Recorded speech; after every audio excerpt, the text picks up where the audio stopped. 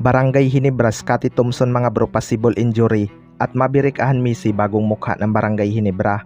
Yan mga bro, pagkatapos mong ilike ang ating video, mag-subscribe na rin kung bago ka pa lang sa ating channel at i-click ang notification bell para lagi kang updated sa ating mga sports balita.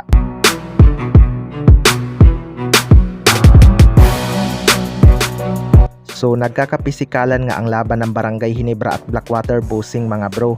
Isa nga sa mga pinangangambahan ng lahat ay noong nadaganan ni Troy Rosario ang binti ni Scottie Thompson.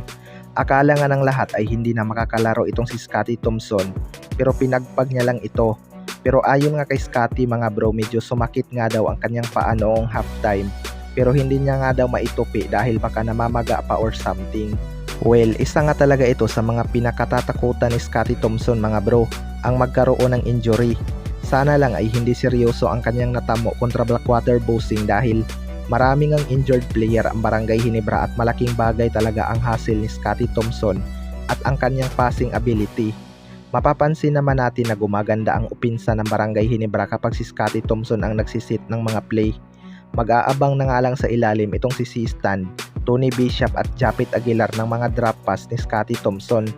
Treat na din sa 3-point area itong si Scottie mga bro, kaya nakaka-attract talaga ito ng depensa at malaking tulong ngayon sa kanilang spacing. Sa kabilang banda naman mga bro, Maverick Ahanmisi bagong mukha ng Barangay Ginebra.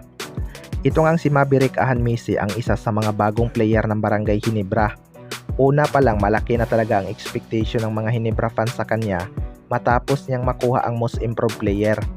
Dumadami na rin ang sumusuporta sa kanya mga bro at pinapatunayan talaga ni Maverick Ahanmisi na worth it ang pagkuha ng Barangay Ginebra sa kanya.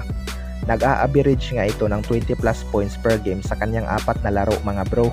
Napaka-consistent ka ng laro ni Maverick Ahanmisi ngayon. Although hindi ito masyadong ramdam sa first half kontra Blackwater Bossing, pero pagdating ng second half ay nagtitake over na naman ito sa opensa. Mataas nga ang accuracy ng shooting ni Maverick Ahanmisi mga bro kahit sa 3 points area. Bago pa nga lang itong si Maverick Ahanmisi sa Barangay Ginebra pero napakalaki na ng kanyang impact sa opensa. Hindi niya nga kailangan mag-adjust ng malaki sa kanyang laro dahil fit talaga siya sa sistema ni Coach Tim Cone. Hindi niya rin naman binigo si Coach Tim Cone mga bro dahil quality naman ang kanyang naipapakitang performance sa Barangay Ginebra. Kahit loaded sa mga star player ang team na ito, walang ang sapawan ang nangyayari dahil sa kanilang magandang ball movement. Tinuturing ang bagong mukha ng Barangay Ginebra itong si Maverick Ahanmisi mga bro dahil sa kanyang never say die attitude. Kayo mga bro, ano masasabi nyo